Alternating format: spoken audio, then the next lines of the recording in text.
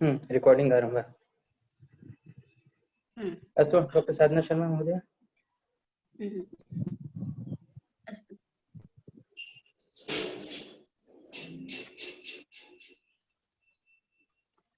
अस्तु,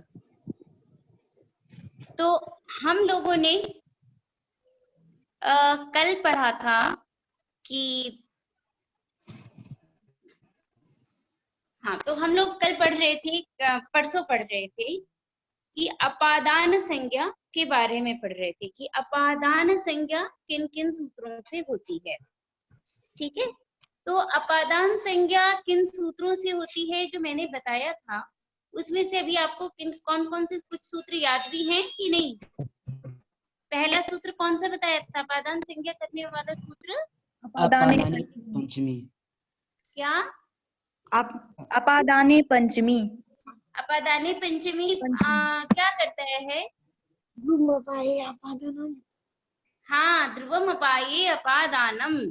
ठीक है, ध्रुवम अपाये अपादानम से क्या होता है?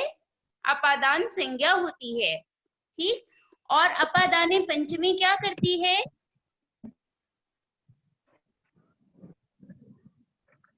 अपादाने पंचमी क्या करती थी? पंचमी विभक्ति मैडम। हाँ, अपादान में अपादान कारक में पंचमी विभक्ति का विधान करती हैं। कौन सा सूत्र? अपादाने पंचमी।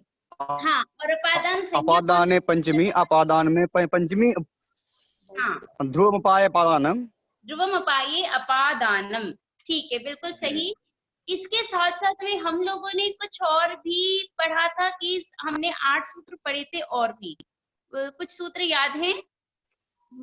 व्यर्थार्थानाम भय हेतु पराजय रसोध। हाँ, और आख्यातोपयोगे जनिकर्तु प्रकृति। हाँ, ये हो गए 5 बोले। और भुवः प्रभवः। भुवः प्रभवः। और यही तक ना। वारणार्थानाम ईप्सितः। ठीक है, वारणार्थानाम ईप्सितः। और कोई वार्तिक भी हमने पढ़ा था। कौन सा वार्तिक पढ़ा था?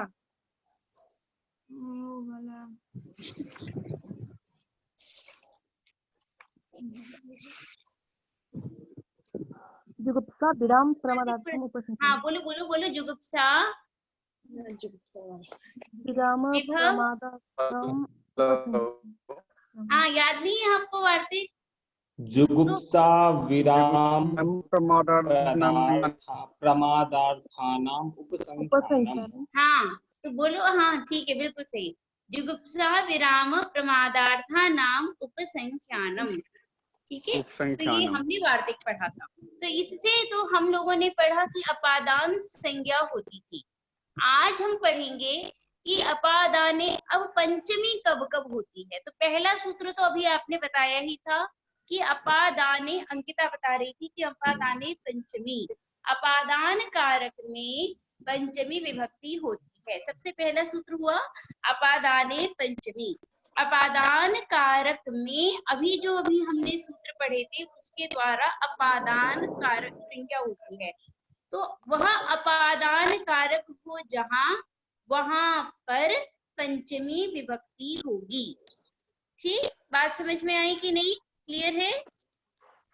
जो अभी हम लोगों ने अपादान कारक पढ़ा था उन सब में क्या होती है? पंचमी विभक्ति हो जाती है। ठीक है, इसके अलावा भी कहीं पर पंचमी विभक्ति होती है। ठीक है, तो वह पंचमी विभक्ति कहाँ पर होगी? तो जैसे कि इसमें एक जैसे हमारा वार्तिक है ल्यव लोपे कर्मणि अधिकरणे च। पहला सूत्र हमने पढ़ा था अपादाने पंचमी। इसके अलावा भी कहीं पंचमी होती है तो क्या कहा गया? ल्यव लोपे कर्मणि अधिकरणे च। ये पहला वार्तिक है। क्या वार्तिक है? यव लोपे। ल्यव, ल्यव, यप होता है ना, समासे नई पूर्वोक्तो ल्यप। ये क्या करता है कि समास में या नई नई समास में, ठीक है। यहाँ पर क्या करेगा कि त्वा को ल्यप करता है, ठीक है ना। तो क्या बताया गया, ल्यप लोपे, ठीक है, ल्यप लोपे कर्मणि अधिकरणे च। क्या मैंने कहा, ल्यब लोपे कर्मणि अधिकरणे च।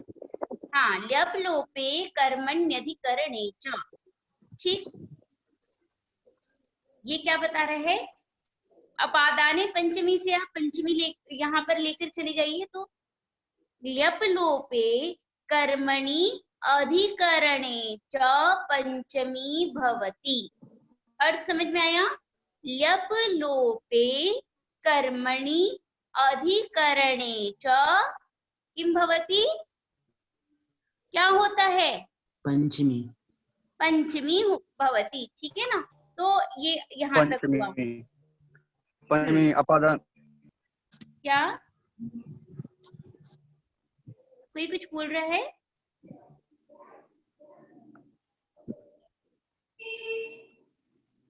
कोई क्वेश्चन है किसी का?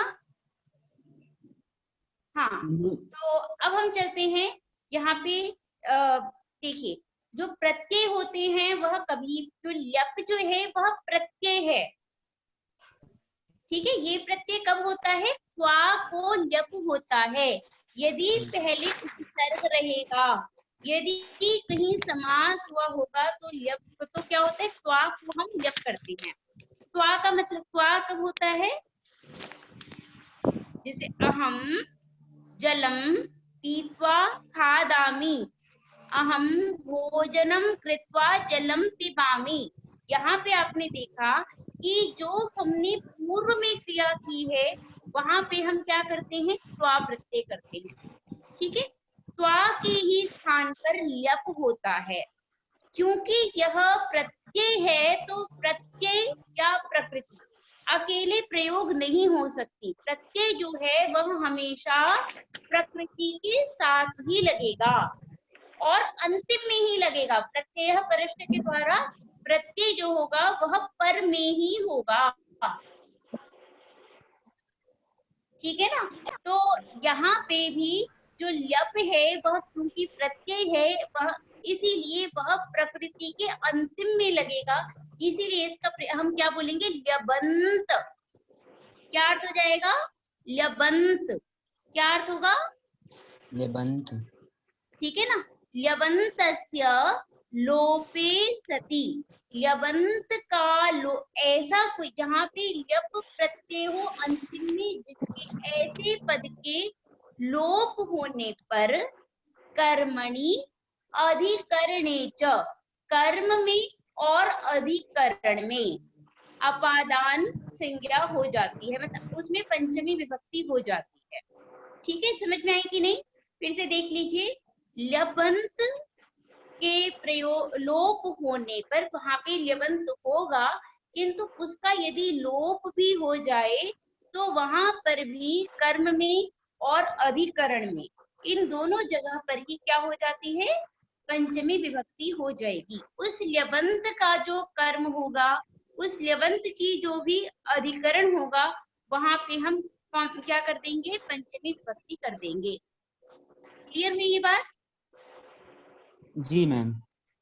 तो जैसे कि हम यहाँ पे उदाहरण में जैसे दिया गया है कि ये देखिए, प्रासादात प्रेक्षते, ठीक है, प्रासादात प्रेक्षते, यहाँ पे अर्थ हुआ कि वह किले से देखता है। केवल इतना ही अर्थ नहीं है, इसमें एक जो ल्यबंत प्रयोग है उसका लोप हुआ है। कौन सा प्रयोग, जैसे प्रासादम आरुह्य, प्रासाद पे चढ़ करके वह देख रहा है नीचे की तरफ, ठीक है ना। तो यहाँ पे आप देख रहे हैं, यहाँ पर हमने क्रिया क्या बोली है, प्रासाद, जैसे जो मैंने बोला, मैंने क्या बताया था, प्रासादात प्रेक्षते, ठीक है। अर्थ में क्या है, प्रासादम आरुह्य प्रेक्षते, तो मैंने किसका लोप किया है यहाँ पे, ल्यप कौन का, सा पद मैंने नहीं बोला, ल्यप, कौन सा, नहीं फिर से समझिएगा, मैं 2 बार बोल रही हूँ। देखिए, एक मैंने पद बोला, एक वाक्य बोल रही हूँ, प्रासादात प्रेक्षते, ठीक। अगला मैं बोल रही हूँ प्रासादम आरुह्य प्रेक्षते। यहाँ पे क्या मैंने नहीं कहा, आरोही है। आरुह्य नहीं बोला। आरुह्य में आप देख सकते हैं कौन सा उपसर्ग है, क्या धातु है, क्या प्रत्यय है, बताइए। उपसर्ग। आ उपसर्ग है, रु धातु है और लेप प्रत्यय है। हाँ, ल्यप प्रत्यय है, ठीक है ना। तो ये क्योंकि ल्यप प्रत्यय है इसीलिए आरुह्य शब्द जो है वह ल्यबंत है, ठीक। जी। क्योंकि यहाँ पे आरुह्य में ल्यप प्रत्यय हुआ है इसीलिए इसको हम क्या कहते हैं, ल्यबंत कहेंगे। और ल्यबंत का लोप होने पर, आरुह्य पद के हट जाने से क्या होगा, किस पर वह चढ़, उस आरुह्य का कर्म क्या था, उस आरुह्य का कर्म क्या था, प्रसाद। प्रासादम। तो यहाँ पे प्रासाद की हमने कौन सी संज्ञा कर दी, हमने उसमें वो कर्म थी और उसमें हमने पंचमी विभक्ति किंतु हम लगा देंगे। समझ में आ गई कि नहीं। यद्यपि वह कर्म है किंतु हम वहां पर क्या करेंगे, पंचमी विभक्ति लगा देंगे। अर्थ क्लियर हुआ, अर्थ स्पष्ट हुआ आप लोगों को। जी अब मैम। हम दूसरा एक और उस पे चलते हैं कि आसने, अच्छा इसकी संस्कृत बनाइए कि आसन पर बैठकर देखता है। आसनाद। नहीं, पहले केवल जो शब्दशः संस्कृत बनाइए, क्या बोला गया है, आसनम आरुह्य। हाँ बैठकर मैंने कहा आसने, आसनम आरुह्य। आसने उपविश्य प्रेक्षते, ठीक है ना। तो यहाँ पे आप देख सकते हैं, बताइए ल्यबंत प्रयोग कौन सा है इसमें से, उपविश्य। उपविश्य। तो उपविश्य का जो आधार है, कहाँ बैठ रहा है, आसन पे बैठ रहा है। तो उस आसन अधिकरण की में भी पंचमी विभक्ति हो जाएगी, इसीलिए आसनात प्रेक्षते ऐसा करके प्रयोग होता है। क्लियर हुई यहाँ तक बात। जी मैम, क्लियर हो गई। ये स्पष्ट है ना आपको इतना। स्पष्टम। अस्तु, तो अब हम इसके आगे चलते हैं। अब यहाँ से एक प्रश्न ये उठता है कि हम तो कारक क्या मानते हैं, क्रिया का अन्वय जहां पर होगा वहां तो कारक होगा, ये तो बात समझ में आती है कि क्रिया का जहां अन्वय होगा उसको हम कारक कहेंगे। तो यहाँ पे हमने उपविश्य या आरुह्य तो कहा ही नहीं, तो उसका अन्वय कैसे बैठेगा।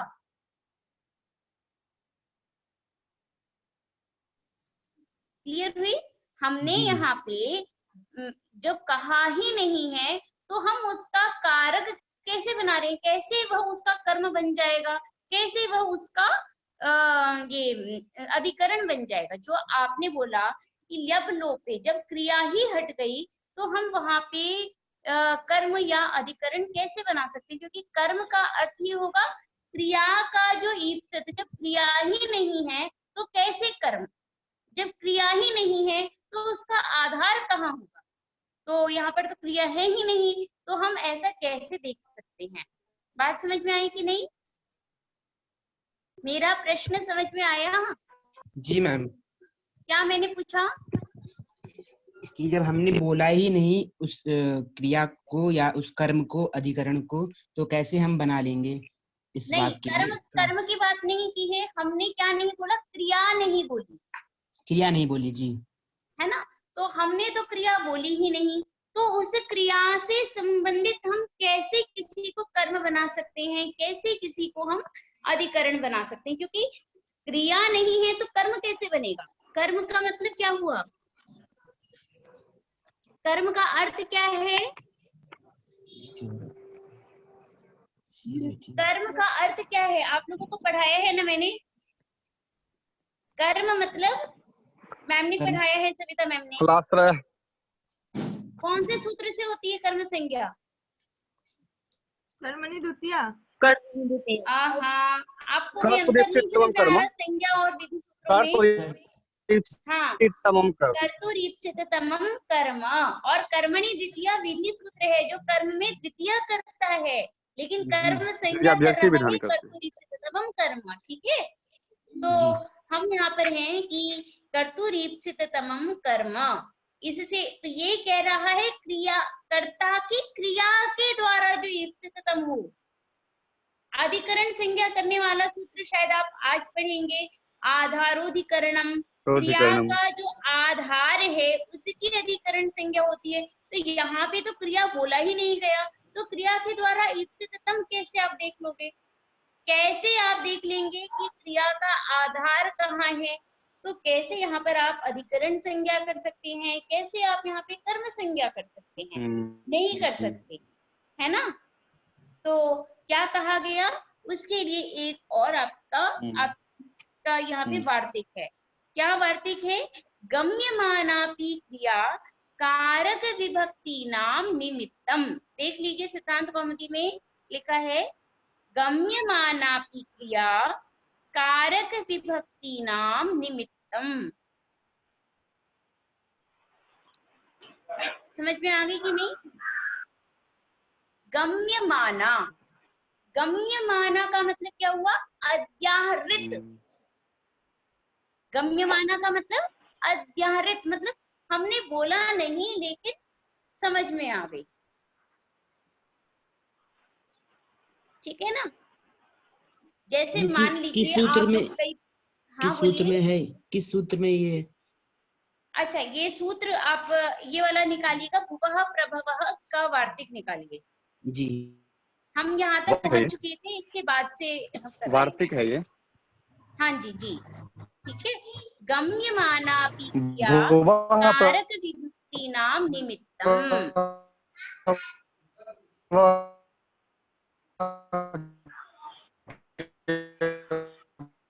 आवाज नहीं आ रही है।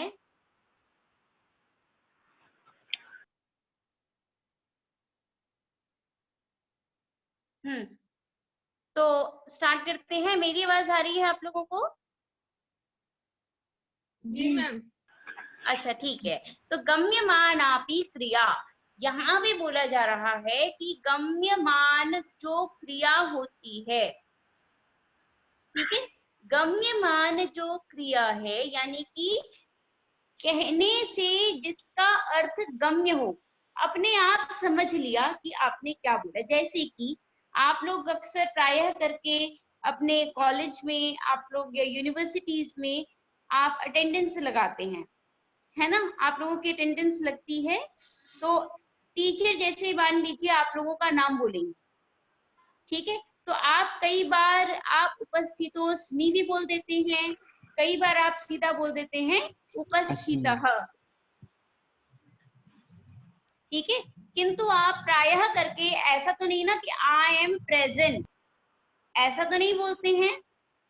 आपने मात्र प्रेजेंट बोला या आपने मात्र उपस्थितः उपस्थिता बोला, उसके साथ अस्मि जो प्रयोग है वह टीचर अपने आप अध्याहार करके आपकी प्रेजेंट लगा देती हैं और आपकी एब्सेंट लगा देती हैं। अगर आपने नहीं बोला, वहां पर भी क्रिया नहीं बोली गई, किंतु वो समझ गई कि आपने नहीं कहा, इसका मतलब कोई नहीं है, और वहां पर वो एब्सेंट लगा देती है।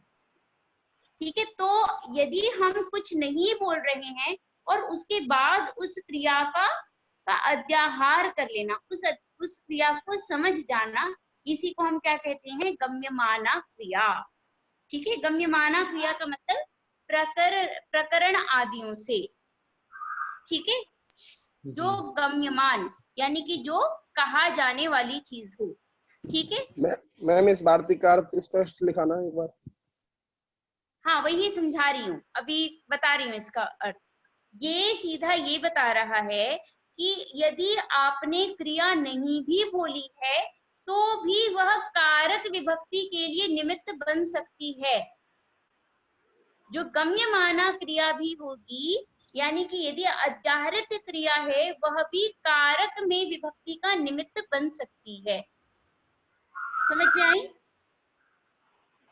जैसे कि अभी हमने यहाँ पर ये क्या शब्द नहीं बोला था, आरोही शब्द नहीं बोला था, किंतु यहाँ पे तब भी उसकी भी उसको देख वो नहीं रहने पर भी यहाँ पे कर्म संज्ञा भी होगी और यहाँ पे जो दूसरी है वो सारी की सारी में अधिकरण भी होगा।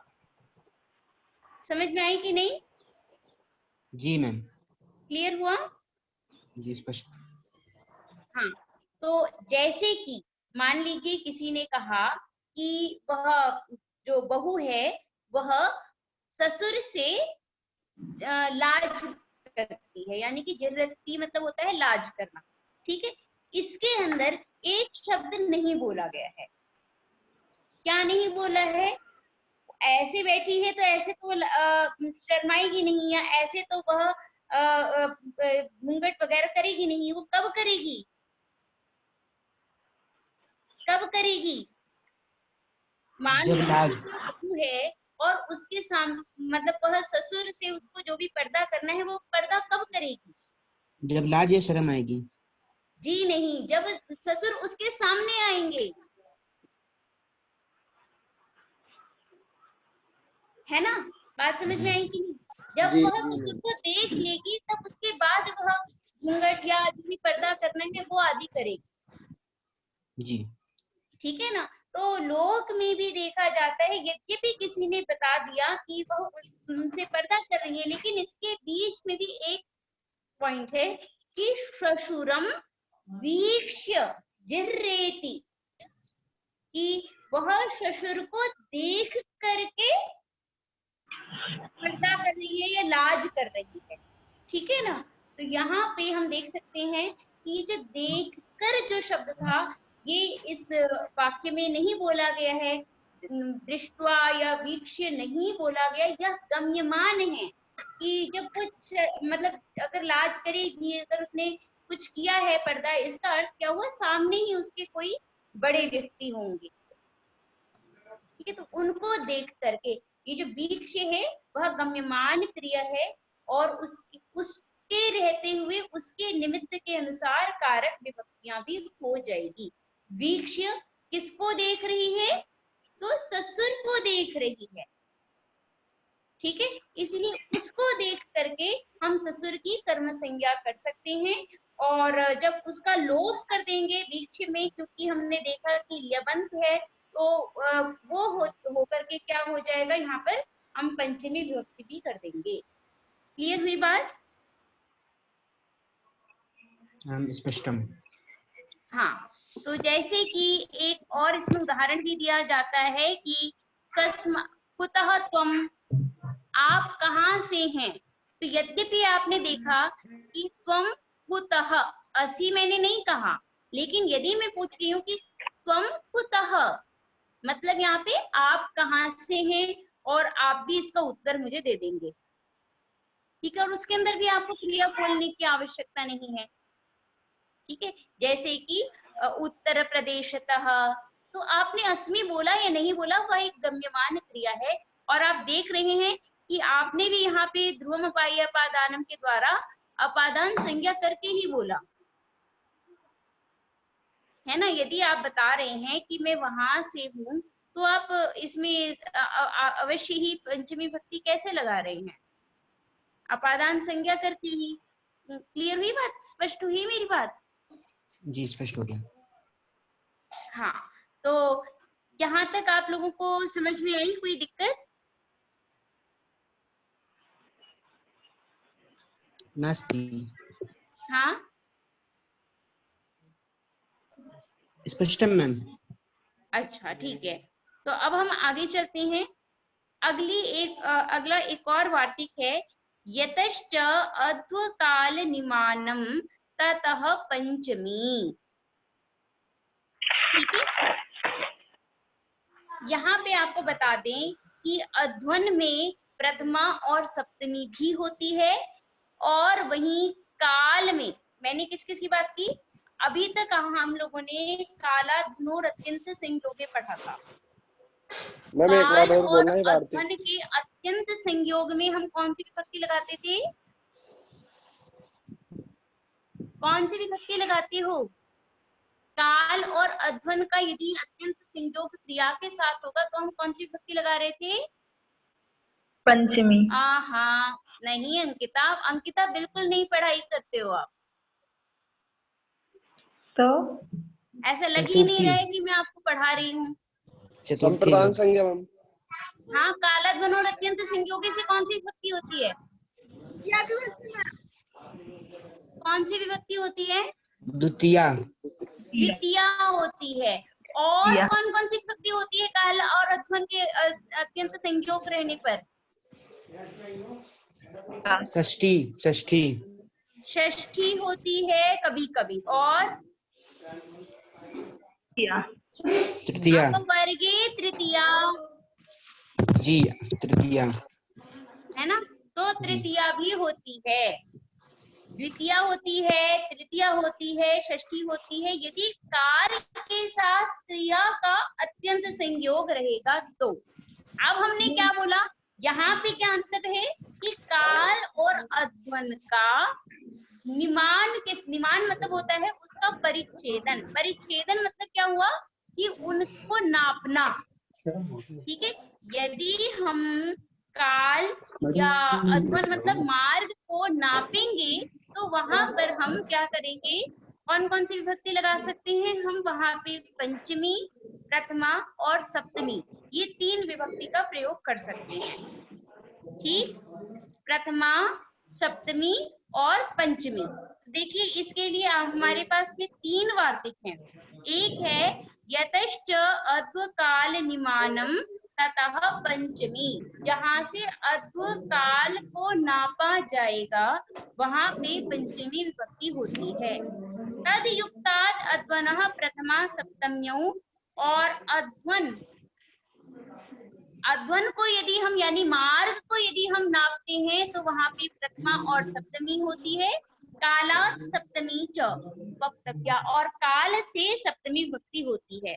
फिर से देख लीजिए, काल और मार्ग को यदि आप नापेंगे तो वहां पर 3 विभक्तियां हो सकती हैं, प्रथमा, सप्तमी और पंचमी। ठीक, जैसे कि हमें बताना है कि पाठशाला से, विद्यालय से घर 1 योजन दूर पर है। हमें क्या बताना है? विद्यालय से क्या, विद्यालय से हमारा घर जो है वह 1 योजन दूर पर है।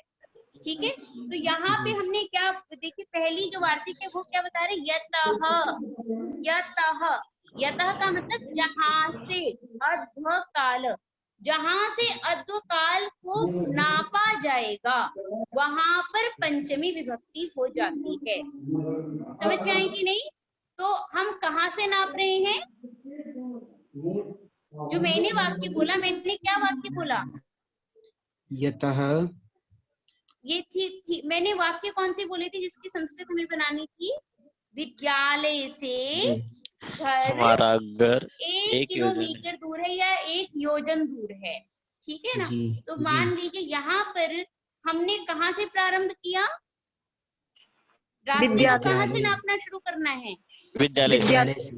विद्यालय से नापना है, तो विद्यालय में हमको पंचमी विभक्ति लगानी है। समझ में आ गई कि नहीं? विद्यालय में हमको पंचमी विभक्ति लगानी होगी, तो क्या हो जाएगा? विद्यालयात् गृहम्। यहाँ तक समझ में आ गई? विद्यालयात् गृहम्। अब कितनी दूर है इसको यदि आप बताएंगे तो इसके लिए बताया गया है तद युक्तात् अध्वनः प्रथमा सप्तम्यौ, और जो आप दूरी बता रहे हैं, जो आप परिमाण वाचक बता रहे हैं, वह वहां पे यदि वह अध्वन है तो वहां पे प्रथमा और सप्तमी लग जाती है, और काल में भी प्रथमा और सप्तमी लग सकती है। ठीक है, तो हम क्या बताएंगे? विद्यालयात् गृहम्, योजनम या योजने दोनों विभक्ति लगा सकते हैं। योजनम और योजने किससे लगा? तद युक्तात् अध्वनः प्रथमा सप्तम्यौ से लगा। ठीक, मैम अध्वना का अर्थ क्या होगा? रास्ता, मार्ग। जी ठीक। कालात सप्तमी च वक्तव्या, यहाँ पे सप्तमी च का मतलब क्या हुआ? प्रथमा भी भवती, सप्तमी अपि भवती। ठीक है, प्रथमा भी होती है और सप्तमी विभक्ति भी होती है, ऐसा करके अर्थ निकल जाएगा। ठीक है ना? काल से प्रथमा विभक्ति भी होगी और सप्तमी विभक्ति भी हो जाएगी, किंतु जहां से प्रारंभ कर रहे हैं वहां पे हमको पंचमी विभक्ति का प्रयोग करना है। ठीक है ना? इस प्रकार से हम यहाँ इसमें, हाँ, इस 3 वार्तिक में हम इस निष्कर्ष पे पहुंचते हैं कि यतश्च अद्व काल निमानम ततः पंचमी, यहाँ के इस वार्तिक के द्वारा पंचमी विभक्ति हो रही है, जो हम पंचमी विभक्ति पढ़ रहे हैं। ठीक है ना? शेष 2 वार्तिक जो है वह पंचमी विभक्ति के साथ उसका कोई संबंध नहीं है, वो मात्र परिमाणवाचक शब्द में आपको क्या बोलना चाहिए ये बता रहे हैं। ठीक है? प्रथमा विभक्ति तो आपकी प्रातिपदिकार्थ लिंग परिमाण वचन मात्रे प्रथमा से ही प्रथमा प्राप्त थी, क्योंकि परिमाण हो ही रहा है यहाँ पर, किंतु यहाँ पे सप्तमी विभक्ति भी होती है और वह प्रथमा का बाधित नहीं होती है, इसीलिए यहाँ पे प्रथमा सप्तम्यो ऐसा करके कहा गया है। क्लियर हुई? जो गाना बजा रहे हैं वो कम से कम अपना फोन म्यूट कर दे। म्यूट कर दीजिए कृपया। हाँ, सभी बच्चे म्यूट कर दें। आकाश, यस मैम। हाँ, फोन को म्यूट कर दो। गाना सुनना है तो आप सुनाओ।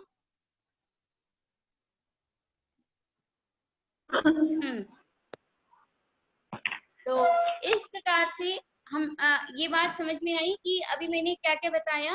तो अभी हम लोगों ने इस प्रकार से 3 वार्तिक पढ़े, ठीक है, जिसमें से 2 वार्तिकों में पंचमी विभक्ति का विधान था और जो और सारे वार्तिक थे वो जैसे कारक विभक्ति के निमित्त होने चाहिए, ये सारी बातें बता रहे थे, नियम बता रहे थे। 2 वार्तिक पढ़ा है हम लोगों ने, कौन कौन सा? पहला वार्तिक प्रासादात् प्रेक्षते ल्यबलोपे कर्मणि अधिकरणे च। हाँ, ल्यबलोपे कर्मणि अधिकरणे च, ठीक है, ये बोला। फिर उसके बाद हमने क्या पढ़ा है, और कौन सा कर रहा था पंचमी विभक्ति? तो पंचमी बोल रहे हैं। हाँ बोलिए। तद युक्तात् अध्वनः, बोलिए। सप्तम्योः। यतश्च, नहीं ये नहीं, यतश्चाध्वनिमानं ततः पंचमी। हमने केवल 2 ही वार्तिक पढ़ी हैं जो कि पंचमी विभक्ति कर रहे हैं, ठीक है। ल्यबलोपे कर्मण्यधिकरणे च, और दूसरा हमने पढ़ा यतश्चात्काल निमानम ततः पंचमी, ठीक है। शेष जो 3 पढ़े हैं उनमें से जो ये जो हमने पढ़ा था कि गम्यमानापि क्रिया कारक विभक्ति नाम निमित्तम, वो बता रहा है कि कारक विभक्ति के निमित्त बन जाती हैं क्रियाएं, ठीक है। जो लुप्त क्रियाएं हैं वो भी बनेगी। उसके बाद जो हमने पढ़ा था कि ये तद्युक्ताद् अध्वनः प्रथमा सप्तम्यु और या कालात् सप्तमी च वक्तव्या, ये दोनों के दोनों काल में और अध्वन में प्रथमा और सप्तमी का विधान कर रहे हैं। जो परिमाणवाचक शब्द है उसमें प्रथमा या सप्तमी दोनों के दोनों लग सकती है, ठीक है। मैम एक प्रश्न है। हाँ पूछिए। जो यहाँ पे हमने ये वार्ती पढ़ा है ना, यतश्चात् काल निर्माणम तत्र पंचमी, यहाँ पर इस वार्तिक से जहाँ पर मार्गवाची का निर्माण होगा, प्रारंभ होगा, जहाँ से हम मतलब वाक्य में जैसे घर से या विद्यालय से या नगर से। एक बात पहले वार्तिक को थोड़ा सा ठीक से पढ़ो। यतश्चात् काल निर्माणम तत्र पंचमी, यहाँ पे निर्माणम शब्द नहीं है, निर्माणम ततः पंचमी। अच्छा हाँ, ये थोड़ा ध्यान रखना कि यहाँ पे जब हम प्रारंभ में पढ़ते हैं, क्योंकि हम लोग निर्माण ही शब्द जान रहे हैं तो निर्माण बोलते रहे हैं, ठीक है। हम ये ऐप से पढ़ रहे हैं ना मैम, तो इसमें गलत लिखा है। नहीं, गलत नहीं लिखा हुआ है, निमानम लिखा है ना, निर्माणम ही लिखा है, इसमें गलत लिखा है। अच्छा नहीं दिखा नहीं सकते हैं। हाँ, हर जगह निमानम लिखा हुआ है, ठीक है ना जी। पुस्तक नहीं है हमारे पास। ये दरअसल हाँ, जो पढ़ रहा है ना, अगर हम थोड़ा मोड़ा जान रहे हैं तो हमारे मन में ये प्रश्न जरूर उठेगा कि हम तो निर्माणम पढ़ते सकते हैं, हो सकता है इन्होंने गलत लिख दिया है या इसीलिए मुझे गलती अर्थ से ये कहीं बाय मिस्टेक हो गई है, लेकिन यहाँ पे निमानम का मतलब क्या है कि नापना, नापना, ठीक है। मापवाची जब निर्माणम का शब्द। मतलब बनना है, वो नहीं है यहाँ पर। निमानम शब्द है, इसका मतलब हुआ नापना, जी, वहां कि पर पंचमी जहां से होगी। हम अध्व और काल को नापेंगे, वहां वो प्रारंभिक जो का है ना, वहां पे पंचमी विभक्ति लग गई। और जो दूसरा वार्तिक है तद्युक्ता धन प्रथमा सप्तम्यौ, हाँ, इससे ये जो कह रहा है। हाँ अध्वन मार्गवाची जो होगा, हाँ वहां पर प्रथमा और सप्तमी दोनों होगी। हाँ बिल्कुल। और काला सप्तमी च वक्तव्य, कालवाची जब वाक्य होगा या शब्द होगा, तो वहां पर क्या बोलते हैं, सप्तमी होगी केवल, और प्रथमा हाँ भी होगी। बिल्कुल, यहाँ पे ध्यान रखना है, मार्गवाची परिमाण में प्रथमा और सप्तमी होती है। कालवाची जो परिमाण शब्द है, जिस मतलब आपने नापने के लिए जिस शब्द का प्रयोग किया है ना, वहां पे आपको प्रथमा और सप्तमी लगानी है। जी जी, स्पष्ट हुई। जहां से नाप रहे हैं ना, वहां तो हमेशा पंचमी ही लगेगी, चाहे काल हो कि अध्व हो, और कोई विभक्ति नहीं लगेगी। किंतु जी जो आपने नापने के लिए जो परिमाणवाची शब्द लिया है, जैसे कि आपने यहाँ पर योजनम लिया है, कभी आप मासह ले लेंगे, कभी आप सप्ताह लेंगे, तो यहाँ पे हमें हमेशा प्रथमा या सप्तमी विभक्ति ही लगानी है। स्पष्ट हुई ये बात? जी मैम, स्पष्ट हो गई। हाँ, तो अब हम आगे चलते हैं। अगला सूत्र है अन्याराद इतरर्थे दिक् शब्दांशु उत्तर पदा जाहि युक्ते। क्या मैम? अन्य अगला सूत्र है अन्याराद इतरर्थे दिक् शब्दांशु उत्तर पदा जाहि युक्ते। आप सबके अन्याराद पास इतर पुस्तक है? अच्छा हाँ, अंकित के पास तो भी पुस्तक नहीं होगी ना। हाँ, तो एक मतलब ये ठीक से सुन लो। अन्याराद इतरर्थे दिक् शब्दांशु उत्तर पदा जाहि युक्ते। ठीक, अन्य रात में भी पंचमी है। हाँ नहीं नहीं, पंचमी नहीं है, बता रही हूँ। यहाँ पे अब इसका हम कोई, किसके पास पुस्तक है इस समय? सिद्धांत कौमुदी लेकर के कौन बैठा हुआ है इस समय? मैम रचना। हाँ, तो रचना आप इसका विच्छेद करो। इसका मैं इस सूत्र का हाँ हाँ हाँ करती हूँ। अन्य रादित रेतर अन्य, हाँ अन्य रादित रादित नहीं, आरात, अन्य आरात। च हाँ इतश्च ऋते च दिक् शब्दश्च अंचुतरपदश्च आत च आहि च। ऐसा विग्रह नहीं करना बेटा, इसमें आप जैसे संधि के लिए विच्छेद करके पहले बताओ पूरा। अन्य आरात, पहला अब ध्यान से सुनिएगा, अन्य आरात। अन्य में अ और आ मिलकर के अकर सवर्ण दीर्घ हुए हैं, तो अन्य आरात। अगला क्या है पर? इतर ऋते, इतर का अ और री मिलकर के अर हुए, इतरते हो गया, ठीक है ना। इतर ऋते दिक, ठीक है ना।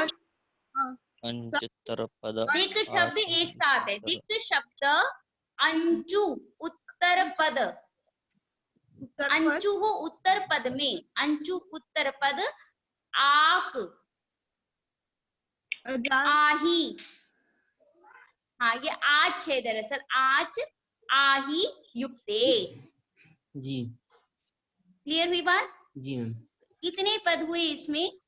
फिर अन्य, आरात, इतर, ऋते, दिक् शब्द, अंचु, उत्तर पद, आच, आही, ए भी होगी। युक्ते, ठीक है ना।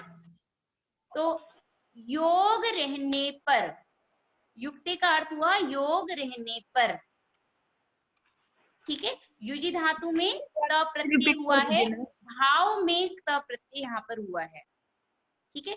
इन सबके योग रहने पर, इन सबके कर दीजिए ना। क्या फिर से बोलूं? जी, कितना पद है? अन्य, आरात, इतर, ऋते, दिक् शब्द, अंशु उत्तर पद, आक, आही, ठीक है जी मैम। ये जो भी 8 पद हैं, इनके योग रहने पर पंचमी विभक्ति होती है, ठीक है ना। हाँ, जैसे कि कृष्णात अन्यः, कृष्ण से अन्य, ठीक है। कृष्णात आरात या वनात आरात, वन से दूर, हाँ ठीक है। तो वन से दूर हो गया, या आरात का दोनों ही अर्थ होता है, दूर भी होता है और समीप भी होता है। कोश में ही ऐसा कहा गया है कि आरात दूर समीप योगो, तो इसके दोनों ही अर्थ हो जाएंगे, दूर भी हो जाएगा अर्थ और समीप अर्थ भी हो जाएगा, ठीक है ना। तो यहाँ ये अर्थ हो गया। उसके बाद क्या कहा गया है? कृष्णात ऋते, कृष्ण से छोड़ करके अन्य, ठीक है। फिर पूर्वो ग्रामात, गांव से पूर्व, ऐसा करके, ठीक है ना। पूर्व जो है आपका दिक् शब्द का उदाहरण है, दिक् शब्द, ठीक है। अगला इसी प्रकार से क्या है? अंचु उत्तर पद में रहना चाहिए। अंचु कहाँ पे होता है? जैसे प्रांच, प्रतीच आदि में रहता है, तो प्राक, तो जैसे हम एक कह सकते हैं कि ग्रामात प्राक, गांव से पहले, या पश्चिम प्रत्यक्वा, ऐसे ही आज जहां रहेगा जैसे ग्रामात दक्षिणा आदि में, आदि के प्रयोग में, ऐसे ही ग्रामात दक्षिणा ही, यहाँ पे आपने देखा कि इन सभी के योग में मैंने पंचमी विभक्ति की है। अब हम थोड़ा थोड़ा एक एक के पास फिर से चलते हैं। अन्य का मतलब आपको पता है, भिन्न, ठीक है। मैंने यहाँ पर 2 वर्ड फिर से शब्द कहे थे, अन्य के बाद एक ऋते भी बोला गया है जी। अन्य का मतलब भिन्न, ऋते का मतलब छोड़ करके, अन्य मतलब भी उसको छोड़ करके, ऋते मतलब भी उसको छोड़ कर। अब प्रश्न ये उठता है कि जब अन्य से ही इस अर्थ, ये पता है कि भिन्न को ही होगा, तो ऋते क्यों कहा गया है? समझ में आ गई कि नहीं? जी, अन्य से जब हम भिन्न लेंगे तो ऋते क्यों कहा फिर? हाँ, क्योंकि ऋते का अर्थ भी, सॉरी ऋते कह रही हूँ, सॉरी इतर का अर्थ, यहाँ पे देखिएगा एक और इतर शब्द है, अन्य आरात इतर, सॉरी क्षम्यताम, इतर बोलना है। इतर का मतलब है उसको छोड़ करके, जो अन्य का अर्थ है वो ही इतर पद का भी अर्थ है। क्लियर हुई? इतर का अर्थ भी क्या हुआ? छोड़ करके, दूसरे को, अन्य, और अन्य का मतलब भी अन्य ही है। तो यहाँ पर सीधा आप ये कह देते कि अन्य अर्थों में, तो ऐसे ही स्पष्ट हो जाती। तो आपने इतर ग्रहण क्यों कहा? तो यहाँ पर ये बताएगा कि इतर पद जो है वह व्यर्थ पढ़ करके ज्ञापन करेगा कि इतर पद अन्य में उपलक्षण है। क्या मैंने कहा? इतर पद क्या है? अन्य पद का उपलक्षण है। उपलक्षण का मतलब क्या होता है? थोड़ा विशेषण जैसा ही होता है। मतलब इतर पद ही व्यर्थ पढ़ करके ज्ञापन करेगा कि इसमें अन्य के और जितने भी अर्थ हैं उन सभी अर्थों में पंचमी विभक्ति हो जाएगी। यदि और भी अर्थ पर में रहेंगे तो शब्द की पंचमी विभक्ति हो जाएगी। क्लियर हुई बात? और एक बार और भी कोई भी अर्थ यदि अन्य के जैसा ही कोई भी पद रहेगा तो वहां पे पंचमी विभक्ति हो जाएगी। ठीक? जी जी। इसी प्रकार से एक तो इस प्रकार से जैसे कृष्णात भिन्नः, यदि ये प्रयोग भी होगा, सिद्धांत कौमुदी में ही दिया हुआ है प्रयोग में, कृष्णात भिन्नः इतरो वा, तो वहां पे भी हम देख रहे हैं कि पंचमी विभक्ति होती है। ठीक है। जी दिक् शब्द में जैसे हम देख सकते हैं ग्रामात पूर्व, गांव से पूर्व में, तो यहाँ पर एक और शब्द दिया गया है जैसे, हाँ, तो यहाँ पे देखिएगा ग्रामात पूर्व, जी पूर्वो ग्रामाद, हाँ पूर्व ग्रामात, यहाँ पे जो पूर्व शब्द है वह दिशावाची न होकर के पहले का वाची है। जी पूर्व, ठीक है। तो कहा गया कि आपने यहाँ पे कैसे पंचमी विभक्ति की, तो उसके लिए क्या कहा गया, उसी के लिए सिद्धांत कौमुदी में शब्द भी है कि दिशि दृष्टः शब्दः दिक् शब्दः, जो दिशावाची पदों में जो जो शब्द दिख रहे हैं वो सभी के सभी शब्दों को यहाँ पर लिया जाएगा, इसीलिए ही कहा गया दिक् शब्द। ठीक है ना। तो पूर्व चाहे उस अर्थ में हो या इस अर्थ में हो, दोनों में ही हम यहाँ पे पंचमी भक्ति कर देंगे। ठीक, पूर्व में भी और दिक् वाची शब्द में भी। हाँ दिक् नहीं, दिक् शब्द में जो जो शब्द आते हैं, पूर्व, प्रतीचि, ये सारे जो भी शब्द आते हैं उन सब जगह पर हो जाएगी। ठीक। अगला है, इन्होंने एक और चीज कही है कि जैसे मान लीजिए कि चैत्रात पूर्व फाल्गुनः, यहाँ पे होना सही है कि नहीं, चैत्र से पहले, तो कहा कि यहाँ पर भी होगी, क्योंकि जब वहां हो रही थी तो यहाँ भी होगी। उसी के लिए शब्द भी लिखा है, तेना संप्रति देश काल वृत्तिना योगेति भवति, इसलिए देश और काल की वृत्ति का योग रहने पर भी पंचमी भक्ति हो जाएगी। ठीक है। अगला कहा गया है, लेकिन अवयव में नहीं होगी, जहाँ अवयवी अवयव रहेगा वहां नहीं होगी, अवयवी रहेगा वहां नहीं होगी। कैसे, तो जैसे कायस्य पूर्वम, यहाँ पे कायात पूर्वम नहीं होगा, कायस्य पूर्वम ही रहेगा। यहाँ पूर्वम कायस्य दे रखा है मैम। हाँ, पूर्वम काय से एक ही बात हुई, कायस्य पूर्वम काय की पहले और पूर्वम कायस्य काय की पहले एक ही बात है। वो संस्कृत में तो इधर मतलब पहले और दूसरा कुछ भी लिख सकते हैं, है ना। तो ये इसलिए कायस्य पूर्वम ये पद बनेगा, कायात पूर्वम नहीं बनेगा। ठीक है। कहा कि ऐसा आपने क्यों कहा, तो क्योंकि हमारे पास सूत्र है तस्य परमाम्रेडितम, उनमें से जो बाद में शब्द कहा गया है विरुक्तस्य परम आम्रेडितम भवति, जहाँ पे दो बार कुछ कहा गया है उसमें परम की आम्रेडित संज्ञा होती है। तो यहाँ पे आप देखिए परम शब्द के रहते हुए तस्य में पाणिनि जी ने स्वयं षष्ठी विभक्ति का प्रयोग किया है, पंचमी विभक्ति नहीं लगाई है। इस बात से हमें पता चलता है कि हम भी अवयव और अवयवीवाची में पंचमी विभक्ति का प्रयोग करेंगे, नहीं करेंगे, षष्ठी विभक्ति का ही प्रयोग करेंगे। ठीक है जी। जहाँ पर तस्य परमामेडितम में आप कह रहे हैं कि यहाँ पर षष्ठी विभक्ति का पाणिनि जी ने प्रयोग किया है, और सूत्र है तस्य परमामेडितम, द्विरुक्तस्य परमामेडितम, जो बाद में कहा जाएगा उनकी आम्रेडित संज्ञा होती है। हाँ, तस्य विरुक्तस्य परम आम्रेडितम, ठीक है ना। तो हाँ, दो बार जो कहा गया तो उसमें षष्ठी विभक्ति आई, तो षष्ठी विभक्ति यहाँ देख करके हमें पता चलता है कि हमको ये करना है यहाँ पर। अर्थात सूत्र को यहाँ पे इसलिए रखा गया कि दिखाया गया कि पाणिनि जी ने भी तस्य में षष्ठी विभक्ति का ही प्रयोग किया है। हाँ, इसीलिए हम भी षष्ठी विभक्ति का ही प्रयोग करेंगे। जी। अच्छा। तो इस प्रकार से बात समझ में आ गई। अगला देखिए कि अंचु उत्तर पदस्य तु, ठीक है। अब कहा गया कि क्या मतलब अंचु ऐसा क्यों कहा गया कि अंचु उत्तर पद में रहे, तो क्योंकि देखिए दिशा में ही पूर्व भी आ रहा है, जैसे पूर्व आ रहा है वैसे ही प्राक भी आ जाएगा। क्लियर है मेरी बात। जैसे दिशावाची शब्द पूर्व है वैसे ही तो प्राक भी होगा। तो आपने पुनः पूर्व क्यों आपने ऐसा अंचु उत्तर पद ऐसा क्यों कहा?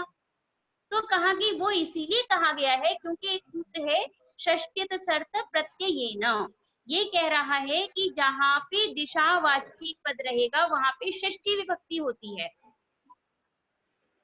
ठीक है, जैसे ग्रामस्य पुरतः, जी ठीक है, तो वह उस सूत्र का वाद करने के लिए इस सूत्र को रखा गया है। इस यहाँ पे अंचु उत्तर पद ऐसा करके कहा गया है कि उसमें ना होने लग जाए। पूर्व में कहा है क्लियर है बात? पूर्वस्य ग्रामाद, कहा है ना पूर्व में, पूर्वम ग्रामाद ऐसा कहा है। हाँ हाँ हाँ। और अभी कह रहे हैं अंचु उत्तर पदस्य तू शब्देपि। हाँ, तो मैम ये पूर्व में ही कह, षष्ठी, हाँ पूर्व में यहाँ तो पे कह दिए ये पूर्व शब्द को। प्रश्न है। हाँ, ये कह रहे हैं दिशावाची पद, अंचु उत्तर पद किस किस का है? जैसे प्राक शब्द का है ना, प्राक प्रतीची आदि शब्दों में रहता है, जैसे प्राची प्रतीची आदि में ही तो अंचु पद है। तो ये जो शब्द है ये तो दिक् शब्द में भी आ रहे हैं ना, दिशावाची शब्द नहीं है ये, तो ये तो दिशा शब्द से ही हमें पता चल जाता। तो इसको पुनः क्यों कहा गया? तो ये इसीलिए कहा गया है कि षष्ठी अर्थसर्थ प्रत्ययेन सूत्र के द्वारा यहाँ पर बाध न हो जाए, इसीलिए ऐसा करके कहा गया है। ठीक है जी, क्लियर हुई बात? जी। बाधितुम इसी पृथक प्रकार ग्रहणम, से ये क्यों कहा फिर मैम? षष्ट्यर्थ इति षष्टिम बाधितुम पृथक ग्रहणम। हाँ, इसके द्वारा षष्ठी को से बाद ना हो जाए, जो पहले षष्ठी प्राप्त थी उसको बाद करने के लिए यहाँ पे अंचु उत्तर पद ऐसा करके पुनः दिया गया है।